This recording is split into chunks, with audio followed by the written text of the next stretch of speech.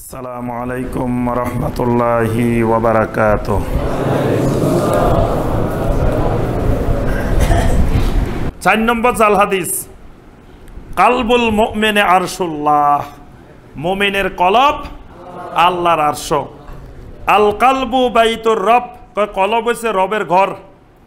আরেকটা আছে মা ওয়াসানি আরদি ওয়ালা সামাই ওয়ালাকিন ওয়াসানি কালবু আব্দুল মোমেন। আল্লাহ বলতেছেন আসমান জমিনে কোনো জায়গায় আমার জায়গা হয় না, আমার জায়গা হয় মুমিনের অন্তরে।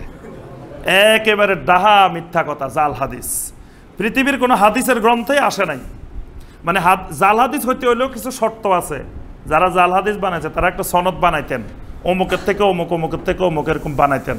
এটা কোনো একটা বইয়ের মধ্যে কোনো জায়গায় পাওয়া যেত, কিন্তু এইটাকে কোনো জায়গায় এই কথাটা হাদিসের কোনো কিতাবেই পাওয়া যায় না।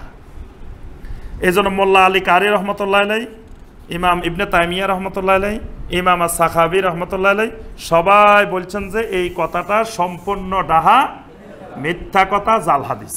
মুমিনের কলব আল্লাহর আরশ না। আল্লাহর আরশ আছেই, মুমিনের কলব আল্লাহর আরশ হবে কেন?